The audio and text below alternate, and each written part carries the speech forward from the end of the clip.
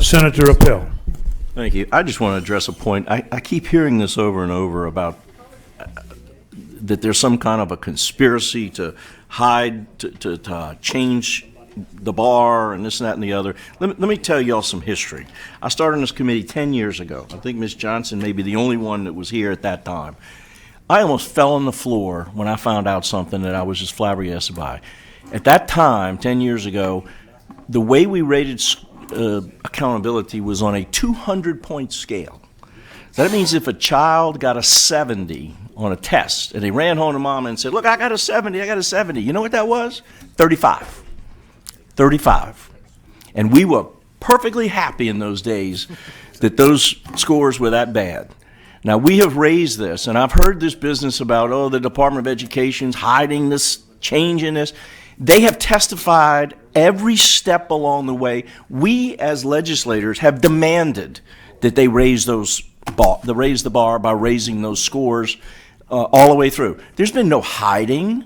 Everything's been exposed to us. If you just go back and read the minutes of these meetings, everybody knows that we have demanded that we move from a 200-point scale to something that's comparable with other states, so that a child in a school in Baton Rouge, if they were to pick up and move to Ohio, they would be comparable in their educational ability with the students at the same grade level in Ohio.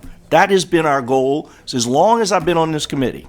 So all this business about, the department this and the department that is nonsense. We have known about this process. I'll be frank with you, there's been elements of the educational structure that has not wanted us to raise the bar. Some of us would have raised the bar to a 100-point scale. But we've had to keep it slow. I can remember just a very few years ago when we changed the standards, the educational standards. We heard it over and over and over. Don't raise it too quick. Don't raise it too quick. You're going to have a disaster. We know this. We know we were in trouble, but we're moving in the right direction. Senator Walsworth just looked it up. I have been very fond of saying Louisiana's 50th in the nation in educational outcomes. We're not. According to U.S. News' latest study, we're 45th. That means in a reasonably short period of time, we're making progress. And we cannot revert to going back to the old way of doing business when everybody was happy because we could sweep failure under the rug with a 200-point grading scale. And so that if a kid got a C, which in Ohio would have been an F, we were happy with it. So I just wanted to say that. It just irks me sometimes to hear it over and over and over. We're making progress, but we got to keep pushing the bar. We have to keep pushing our kids. We have to keep pushing our school systems. Because if you don't, we'll just go back to that 200-point scale and we can all be happy and there'll be no problems and it'll be a real quiet committee. So first of all, let me say this. I believe in setting the bar high, because when we set it high, I know you do. Our children can achieve it. Sure they can. But we have failed them, and a lot of things that have happened have been done through policy, okay? So you say reverting. This is not about reverting. No, I was not talking about your bill. I was talking about other things, statements that were made. Transparency. This is about seeing the data. This is about seeing the information. Something that I know that you can appreciate, yep. Senator Appel. I know that you can. Now, hooray, 45th. That's better than 50. It is. It is, but we have a long ways to go. Absolutely. So at the end of the day, getting this information can help us move up and not revert and go backwards. I'm about going forward. I'm about making sure that our children have the opportunity and that we give them every tool necessary to get it done. This is another way of just ensuring that we have the information, that we can compare, that we can look at it, that we can make the assessment. Because when we got that report, the only report that's been done since 1995, there was still too much missing data that they could not actually be able to do a complete assessment to be able to let us know how well or how fair they are doing.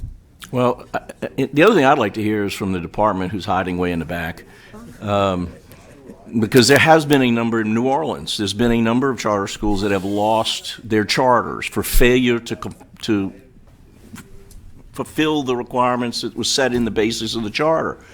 And perhaps somebody from the department can come up and tell us, is that not accountability?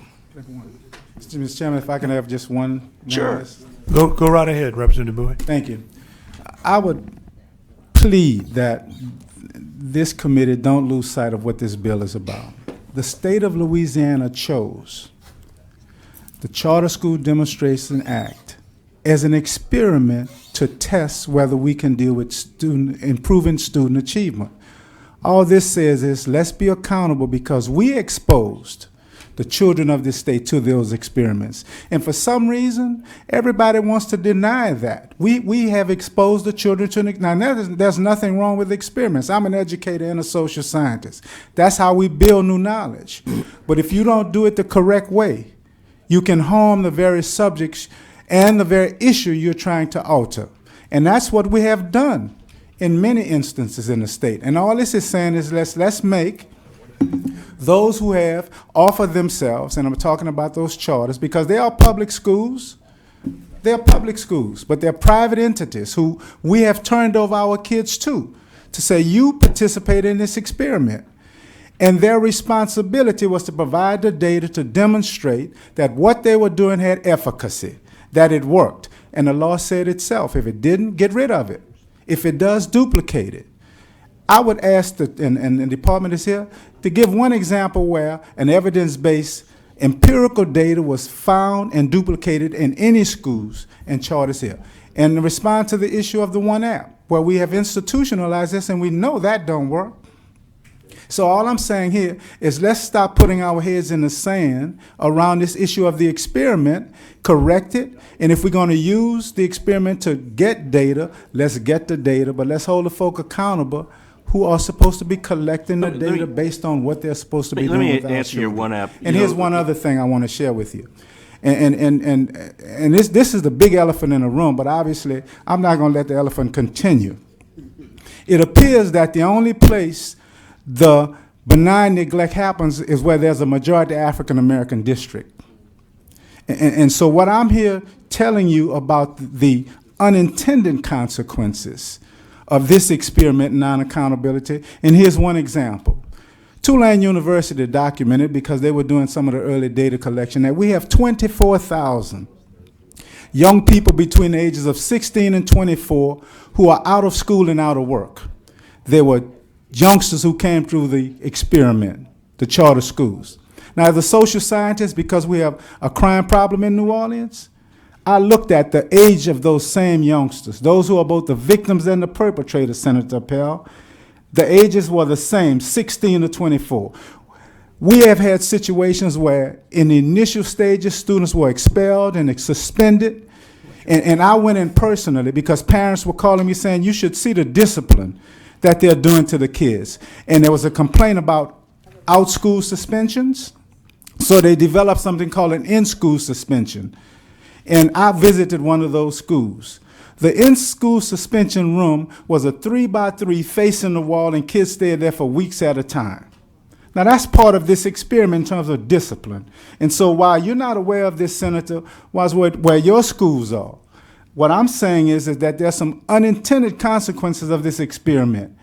And I beg you all to allow what should be happening, to have these schools audited to see if they are in compliance with the law, Chapter 173972, the intent and purpose of the Charter School Demonstration Act. Sir, let me tell you something.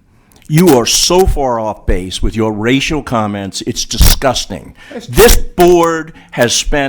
committee has spent year after year after year trying to help all the children of this state. There's no discussion of race here. There's no discussion of people pushing kids off the schools. Those same rules apply in every school in this state. If there's a bunch of kids out of work that are 24 years old in the city of New Orleans, it's because the goddamn city doesn't produce jobs for those children. That's why they're out of work. Oh, that's not why. And I'm not going to let you say that. I'm not going to let you say it. I gotta go. The truth of the matter is that's 90% of the schools in New Orleans, you're talking about 96% of those students being African-American students. I don't care if they're purple. There's no jobs in New Orleans. There's no jobs. Don't you understand that? About education. No, we're talking about kids that are out of school because they have no jobs. Senator Appel. Ridiculous. Don't take it personal. It's the I'm truth. taking it personal. It's the You truth. accused us of being racist. I didn't accuse you. You did. What did I say? Did I call you a racist? That man's Appel. recording it right there.